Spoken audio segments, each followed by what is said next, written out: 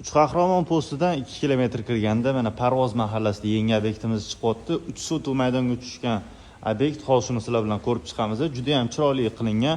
Maslahat berardim videoni oxirigacha tomosha qilishinglarni. Hozir men endi kiraverishdan boshlab ko'rsataman. Bu yerda ko'rayotganingizdek asosiy kirish eshigi, bu tarafda bo'lsa mashina qo'yish uchun joy. Bitta mashina, katta mashina bemalol sig'dirsa bo'ladi yoki kichikroq hajmdagi mashinani ham ketqizsa bo'ladi. Tashqari tarafda ham mashina qo'ysa bo'ladigan joyi bor.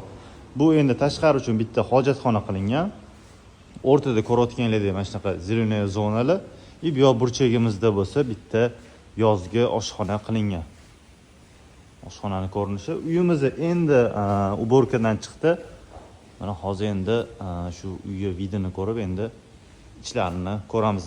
Podvalimiz ham bor, ko'rayotganingizdek, podvalimizga ham shetdan tushsa bo'ladi, ichkari tarafdan ham kirsa bo'ladi. Yana bitta narsa, bu uyimizda elektromobil uchun ham simlar tashab ketilgan. Hozir endi ko'pchilik elektromobillar olyapti, shunga ham sharoitlar qilib ketilgan. Bismillah deb kiramiz. Agar niyat qilgan bo'lsanglar, bitta like bosib qoldiringlar. Kirganda mana chap tarafdan boshlaymiz. Chap tarafda ko'rayotganingizdek mana shunaqa ochiq zona qilingan, oilaviy o'tiradigan joy. Mana shunaqa derazalar qilib oilaviy o'tiradigan joy. Endi chap tarafda bo'lsa, bu bitta katta zal bo'lyapti. Zalimiz anchagina keng, ko'rayotganingizdek, bu orqa tarafda kichkina mana shunaqa joy tashab ketilgan, havo aylanishi va yorug'lik tushishi uchun mana shu derazadan orqa tarafga qarasa bo'ladi.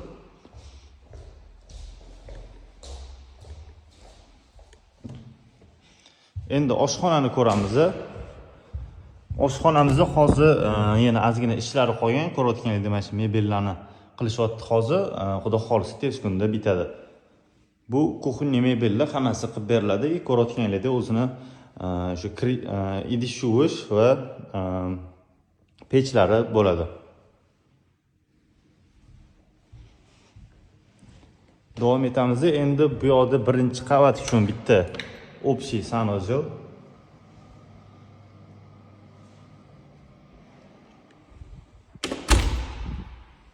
Va birinchi qavatga bitta spalnya qilingan. Buni ham shu derazasi orqa tarafga qaragan. Buni o'zini alohida sanuzeli bor.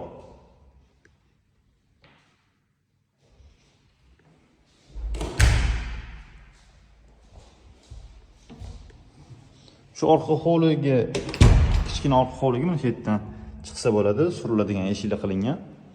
Podvalni ham ko'rsatamiz, videoni oxirigacha tomosha qilsanglar. Hozir endi ikkinchi qavatga chiqamiz. Bu uyimiz haqida batafsil ma'lumotni har doimgidek opsiyadan topsanglar bo'ladi. Nechta xona, nechta sanuzel, nechta spalnya, shu hammasini opsiyaga yozib qoldiramiz. Bemalol ko'raversanglar bo'ladi. Endi mana ikkinchi qavatga chiqdik. Chap tarafdan boshlaymiz. Chap tarafda birinchi keladigan xona mana shunaqa bitta spalnya bo'lyapti.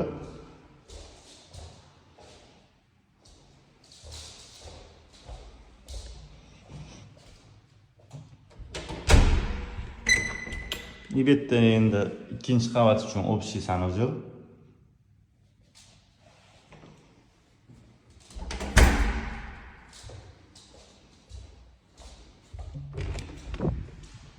Bu yerda mana endi yana bitta xona.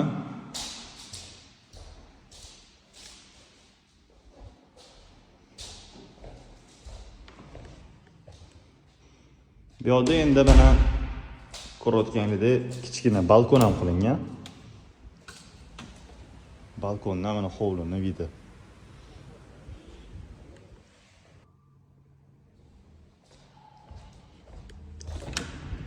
Keyingi xonamizda mana yana bitta spalnya bo'lyapti.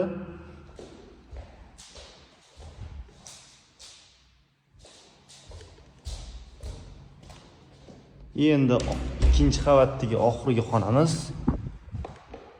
Bu endi boshqalariga qaraganda nisbatan kattaroq spalnya. Buni ichida o'zini alohida sanuzeli ham qilingan.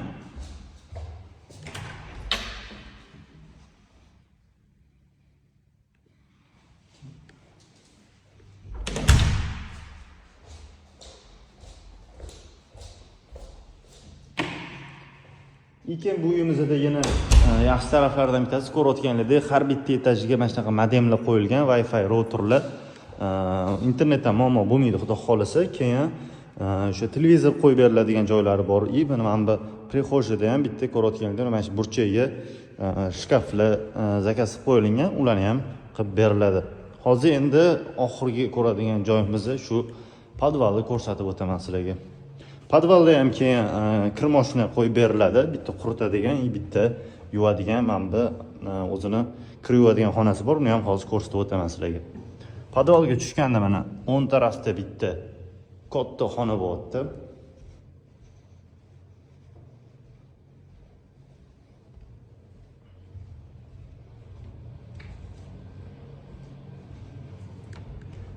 Bitta холодная komnata.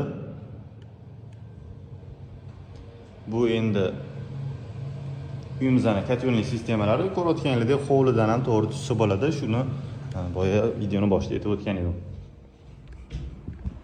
Mana bu yerda endi o'sha kir yuvish uchun mo'ljallangan xona. Betga aytib o'tganimdek, kir yuvadigan mashina bilan o'sha yuvib quritadigan apparatlar qilib beriladi. Bu yerda endi mana oxirgi xonamiz, bu ham bitta mana shunaqa kichkina xona qilingan. Shu uyimizni sotuvda agar kimga qiziq bo'ladigan bo'lsa, bemalol aloqaga chiqaverasizlar. Telefon nomerlarimiz opsiyada bo'ladi. Batafsil ma'lumotlarni ham opsiyadan topsanglar bo'ladi. Narxini ham yozib qoldiramiz. Bemalol ko'rib, qiziqqan bo'lsanglar aloqaga chiqaverasizlar. Keyingi videolarda ko'rishguncha agar video yoqqan bo'lsa, bitta like bosib qoldirasizlar. Xayr, sog' bo'linglar.